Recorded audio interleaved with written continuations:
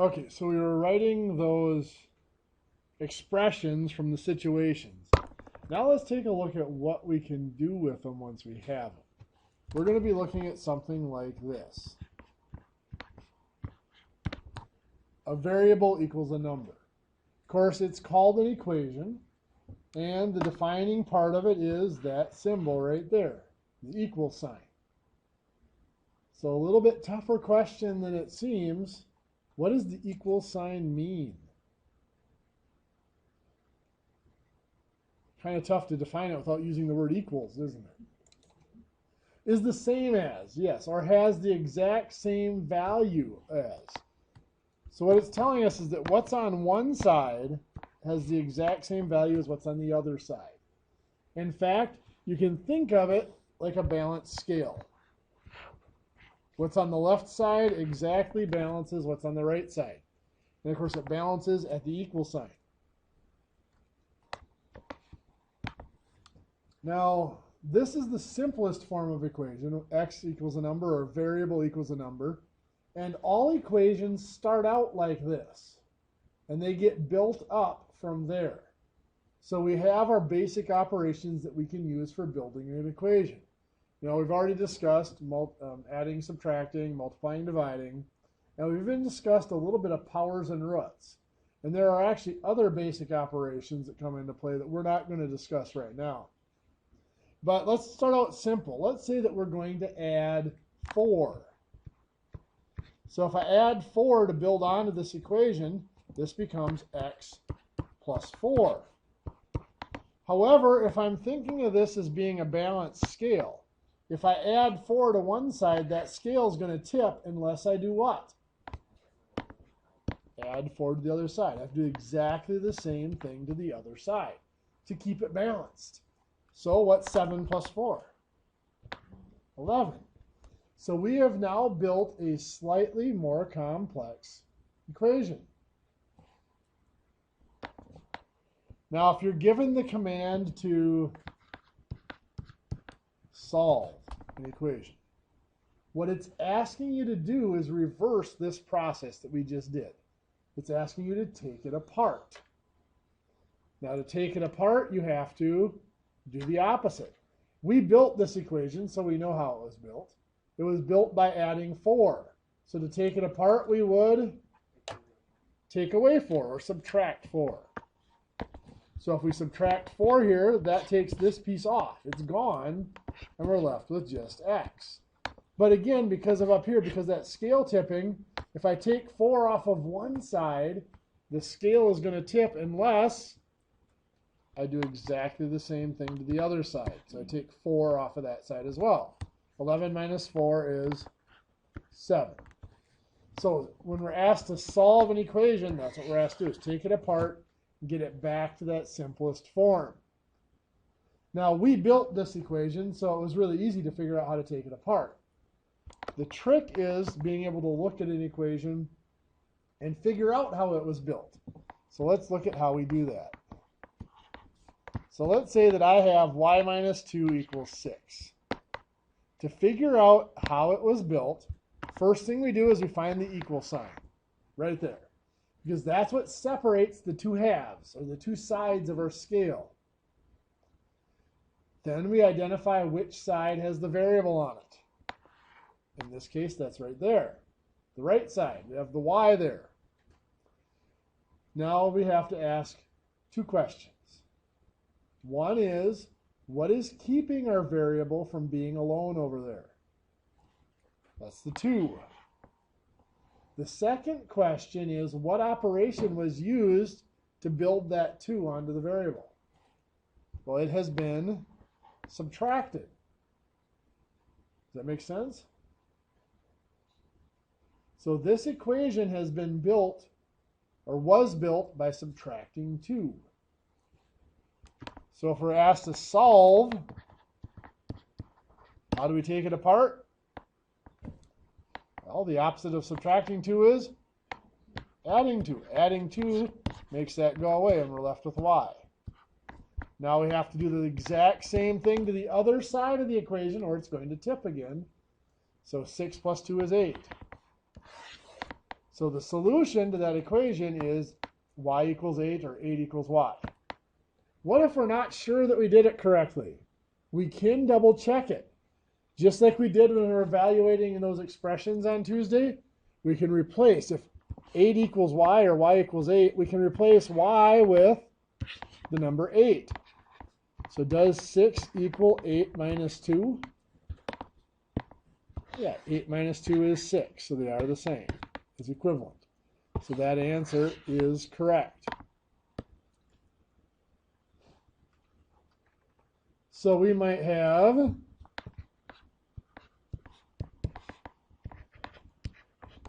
5z equals 55. It's the same thing. We find our equal sign right there. We identify which side the variable's on. That's over here. This time it's on the left side. And then we ask our two questions. What's keeping the variable from being by itself? The 5. What operation was used to attach the 5 to our variable? Multiplying. 5z means 5 times z. So how am I going to remove it? Divide by 5. Perfect. So that takes that off. We're left with z. Now I'm just going to put the fraction bar for dividing by 5 there. It's a little simpler. We have to make sure we divide the other side by 5 too. So 55 divided by 5 is 11. Z equals 11. Let's double check to make sure that's true. So 5 times z will become 5 times 11. Does that equal 55? Sure does. So we know that's true. Z equals 11 is a correct solution to that equation. Now you'll notice I said a correct solution. All the equations we've done so far only have one correct solution, but it is possible to have equations that have more than one correct solution. Now we're not going to do any of those, maybe a couple at the very, very end of the semester, but we're not going to do any of those for quite a few weeks. So for now we don't have to worry about it. But know that it is possible.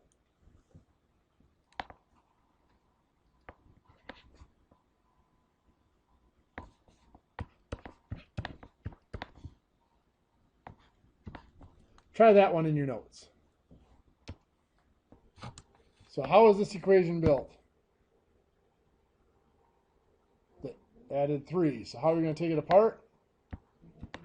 Subtracting 3. That's gone. There's with x. We have to subtract 3 from the other side as well. 11 minus 3 is 8. Let's double check that. 3 plus 8, does that equal 11? Sure does. So x equals 8.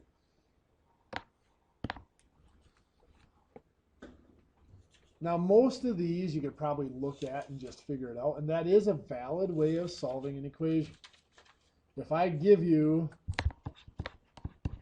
x plus 7 equals 10, you can just look at that and say, hey, what plus 7 equals 10? Well, 3, right? X has to be 3. Or you might have 14 equals z minus 5.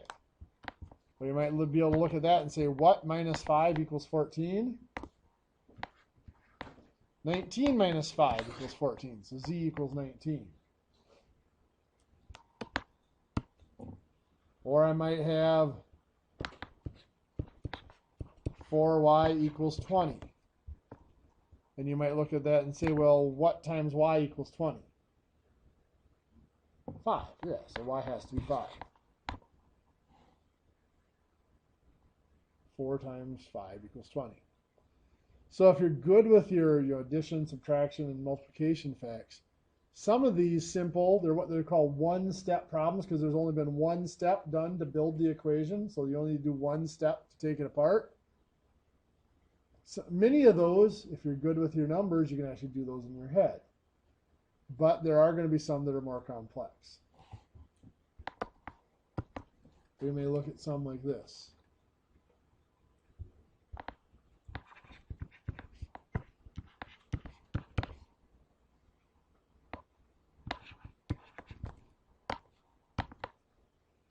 So here we find our equal sign. We identify where the variable is. So it's over there on the left side. Now, if we ask what's keeping our variable from being alone here, there are a couple of things. There's the 3 and the 7. What operation was used to build the 3 on here? Multiplication. How about the 7? Subtraction. Now, according to our order of operations, what happens first? Multiplication or subtraction? Multiplication. So when this equation was built, what was done to our variable, in this case what was done to x, the first thing that had to happen was multiplied by 3. Then the second thing that happened was we subtracted 7 from it. Does that make sense? Now, if you think about this, if you put something together, whether you're putting together a toy for your kids or maybe a piece of furniture or a model, whatever, and you've just finished it, you've just put on the last piece. If you have to take it back apart again for some reason, what's going to be the first piece you take off? The last piece you put on. Same thing goes with an equation. If we're going to take it apart, which is when we're asked to solve, that's what we're asked to do, is take it apart. The first piece we have to take off is the last piece put on. So the last piece put on here was subtracting 7. The first piece we're going to take off, we're going to do what? Add 7. Makes that go away. That's gone. We have 3x left. We have to make sure we add 7 on the other side. 29 plus 7 is 36. Now what? Yeah, we got to get rid of the multiplying by 3, so we're going to divide by 3. Make that go away. Leaves us with x. Remembering to do exactly the same thing to the other side. 36 divided by 3 is 12. X equals 12. Once again, I would double check that. If x equals 12, I should be able to replace x with 12. So 3 times x becomes 3 times 12 minus 7.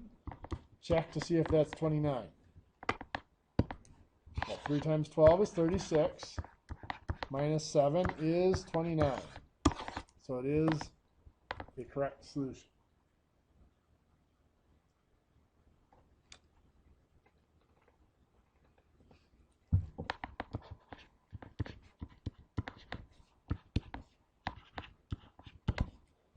So here, I find my equal sign right there.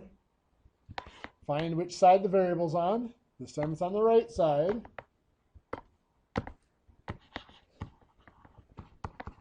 What was done to y to build this equation? First thing was it was multiplied by 5, and then 2 was added to it. To take it apart, first thing we got to take off is adding 2. So we're going to subtract 2. Good. That 2's gone. We subtract 2 over here. 37 minus 2 is 35. Over here the 2 is gone, so we just have 5y. And then divide by the 5. So that 5 is gone, leaving us with y. 35 divided by 5 is 7.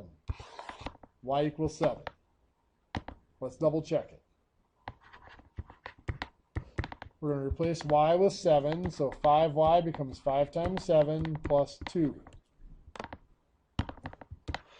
5 times 7 is 35, plus 2 is 37. We get the same number on both sides.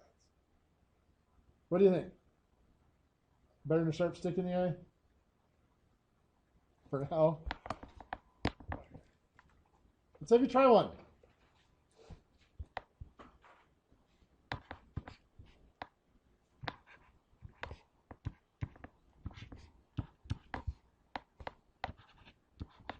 Try that one in your notes. So when we look at this, what's the first thing we have to do? Subtract 1. So that piece is gone. This is 4z here. We have to subtract 1 from here to get 36. Next thing we have to do, divide by 4. So that takes that 4 off there, leaving us with just z. 36 divided by 4 is 9. How many of you came up with z equals 9? Let's double check it. So if z equals 9, then 4 times 9 plus 1 better be 37. 4 times 9 is 36. Plus 1 is 37. Did you see where you went wrong on that one? You were saying you were struggled with algebra. So.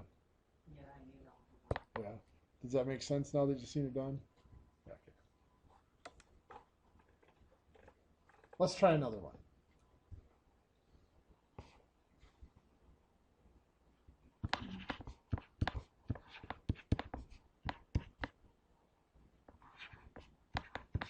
Try that one, you know it's quick. So what's our first step going to be? Subtract 8. Very good. So that's gone. Leaves us with 2x over here. We have to remember to do the exact same thing the other side. So subtract 8. 24 minus 8 is 16. And then?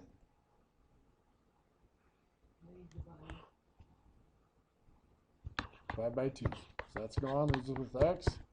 Again, we do the exact same thing over here. 16 divided by 2 is 8. So let's double check.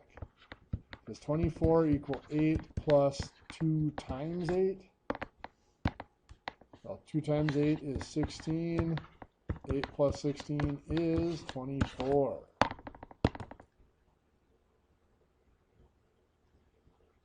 What do you think? Got her? Good.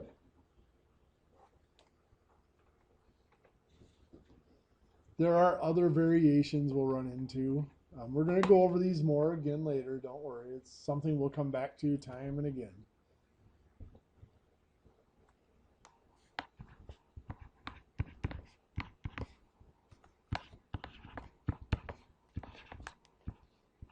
Just to see how you're doing, let's try this one. Where do I start on this one? I'm going to subtract 12. So that leaves us with negative 5x over here. I subtract 12 from the 2. What is 2 minus 12? Negative 10. Good. Then what? Divide by a negative 5. So that's gone, leaving me with x. Negative 10 divided by negative 5 is positive 2. Negative divided by negative is a positive. So let's double check that one. Negative 5 times 2 plus 12, does that equal 2? Well, negative 5 times 2 is negative 10. Plus 12 is 2. So yes, it does work out.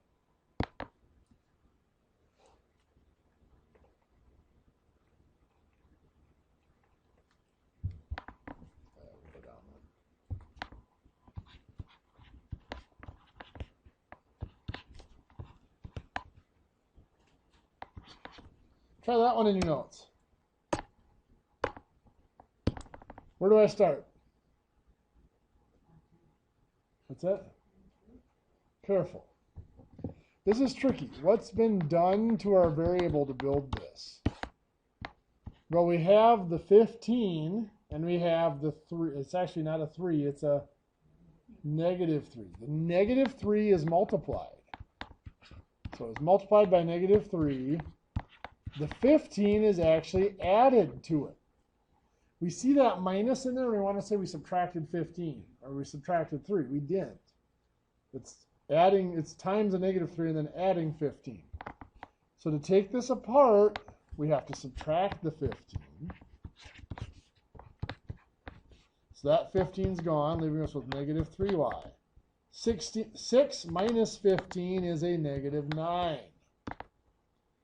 Then we have to divide by the negative 3. So that makes the negative 3 go away here. Leaves us just the y. Negative 9 divided by negative 3 is a positive 3. So I expected to catch a few of you on that one. So you got to be careful with the negatives. Another one that looks simple. You did get the same answer? You added 3 and then... Yeah, I'm not sure why that worked out for you. Okay, so let's take a look at one that, like I said, it looks simple, but it's not. This is one you might be able to look at and do in your head, like we were saying before. Well, 9 minus what equals 5? You know the answer has to be 4. But if we're going to solve this step by step, what has been done to my variable here? Well, we don't see it, but the first thing that's been done to it is it's been multiplied by something. It's been multiplied by a negative. Now, we don't see it here. That's really a negative 1. If we have 1x, we don't write it. Just like if we have 1 inch, we just say an inch. We don't say 1 inch. Same here. If we have an x, we don't say 1x, we just say x. Negative x is really a negative 1x. So if we put that 1 in there, now it makes more sense. Our variable x has been multiplied by a negative 1. And then 9 was added to it. So when we go to solve it, what's the first thing we have to do? We subtract the 9. So that leaves us with the negative 1x. 5 minus 9 is a negative 4. And then we divide by the negative 1. X equals 4, which is what we expected to come up with. So those negatives in there can be very confusing. Any questions so far? I'm seeing some wrinkled foreheads. The negatives got people a little confused. Let's have you try one.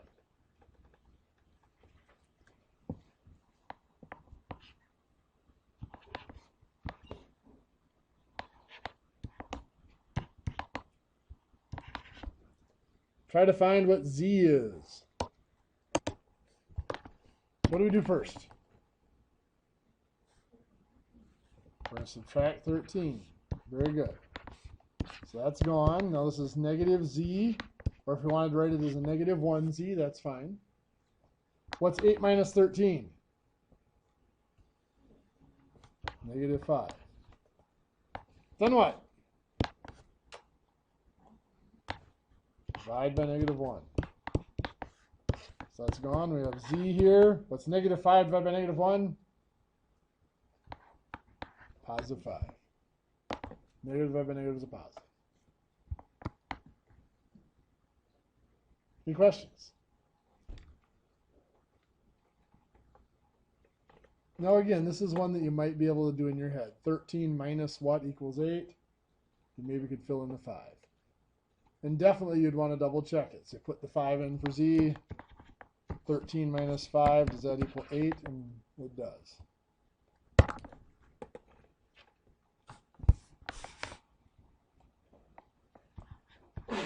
Bless you.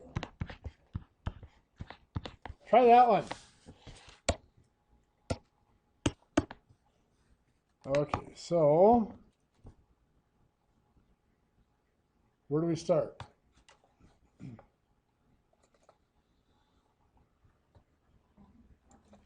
Subtract 7. Very good. So that 7's gone. We have negative y, or negative 1y. 11 minus 7 is 4. That's okay. Then what?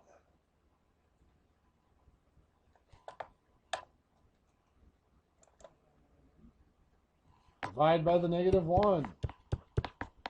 So this is just y. What's 4 divided by negative 1? Negative 4. Now this one's a little more difficult to double check because it's 7 minus, we replace y with a negative 4. 7 minus a negative 4 is the same as 7 plus 4, which is 11. So you have to be careful of those. Any questions? Okay. Well,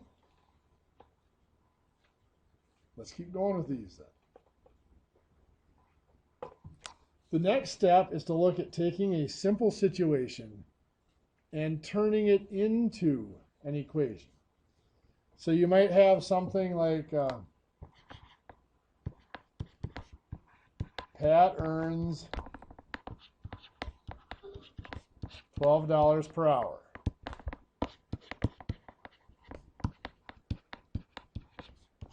How many hours must Pat work to earn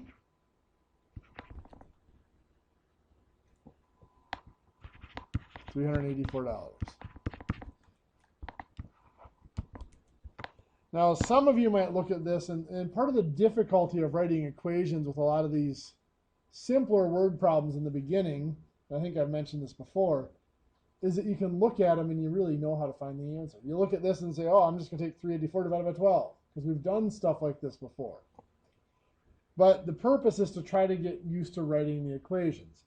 And in my math lab, there will be times where it's not even asking for the answer. It's going to ask you to just write the equation. It'll tell you what to use for the variable. Like here, let's say it tells you to use H for hours. To figure out your pay, what would you do to figure out your pay?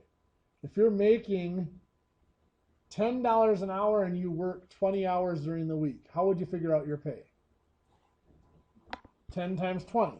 Your per hour, your wage, times your hours, right? That equals what you're going to get paid. I'm going to put this little word here, gross pay, right? Because we know that even just because you earn it doesn't mean you get it, right? But we're just going to stick to finding that gross pay. So for Pat, the wage is $12. We're looking for how many hours, so that's going to be times H. So 12 times H, or just 12H, equals the amount of pay we're looking for Pat is $384. So then we can go ahead and solve this by doing what? Divide by 12. H was multiplied by 12. We're going to solve it by dividing by 12. So H equals 32 hours.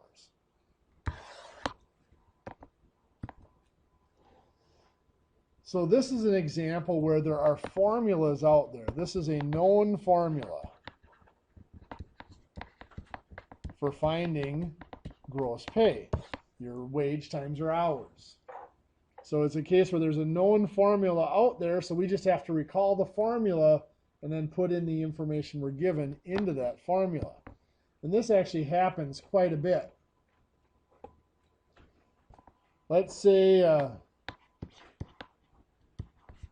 your car gets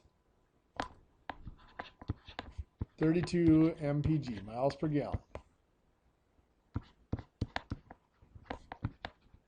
How many gallons does it take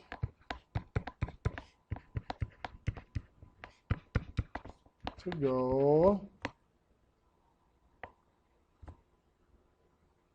let's see what I want to do here, 704 miles.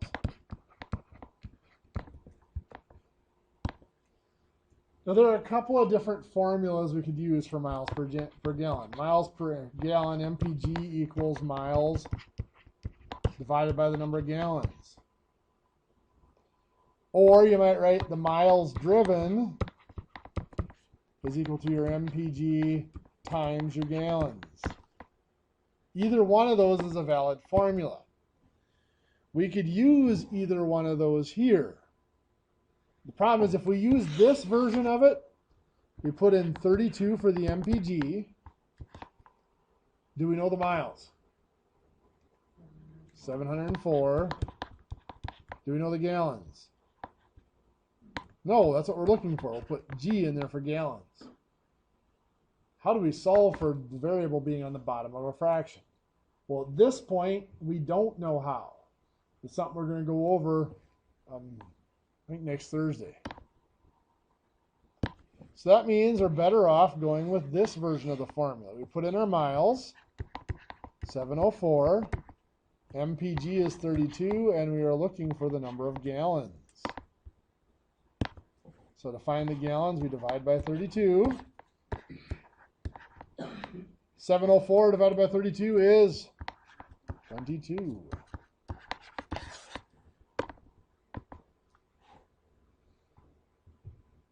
What do you think? Not horrible? Don't want to answer because it kind of is.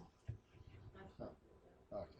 Word problems are one of those things, like I said before, you only get good at by doing them. You start to recognize what are the little clues in the wording and stuff like that that help you figure out what to do. Well, it's kind of like what we went through last class on Tuesday.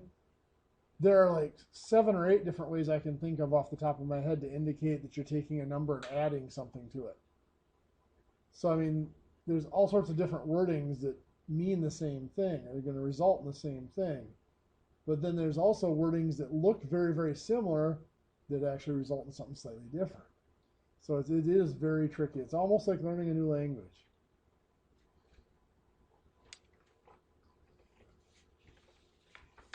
Okay, so let's look at a little bit more complex equations. Let's look at something like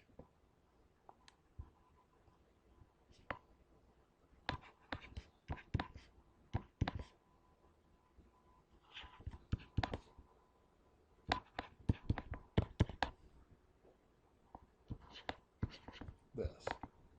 What's different about this equation?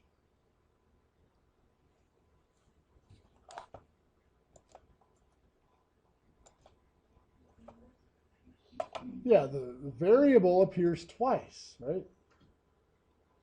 Now, as we're breaking this down, we find the equal sign. We locate where the variable is. We notice that both of the x's appear on the same side of the equation.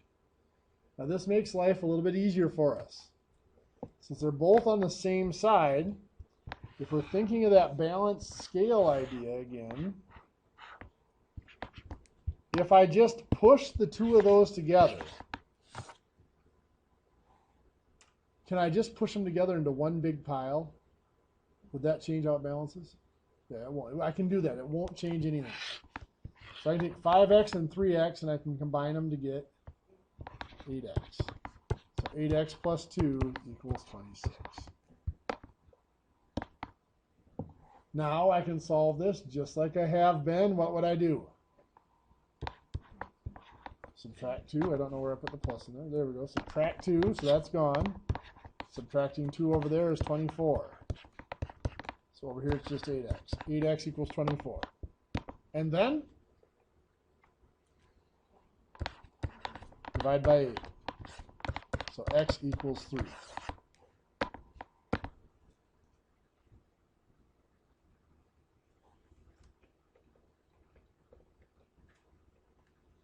Okay. So let's have you guys try one similar to that.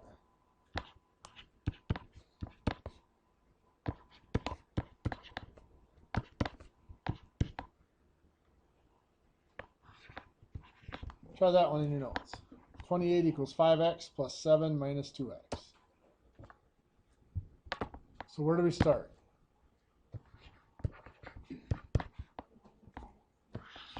Yep, it's 5x and actually negative 2x, which makes positive 5 and negative 2 make positive 3.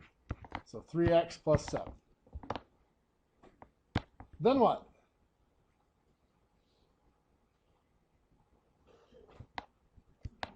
Subtract 7.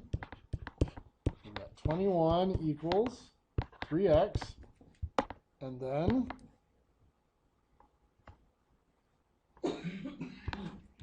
divide by 3. So 7 equals x. Anybody get that?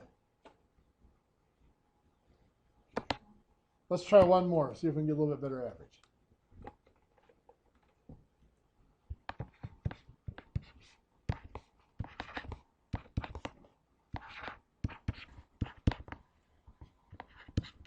Try that one. Okay, so where do we start here? 4y and 2y make 6y. What else? Minus 8 equals 40. Okay, then what? We have to add 8. So that's gone. We got 6y equals 40 plus 8 is 48. And then divide by 6. Perfect. So y equals 8. Okay. Does anybody need another break, or are we doing good? You're really gonna ask? I'm a smoker. I can always take a break. Okay. Let's go ahead and take a quick one here. Let's just do like a 5-minute break, and we'll come back at 11:05.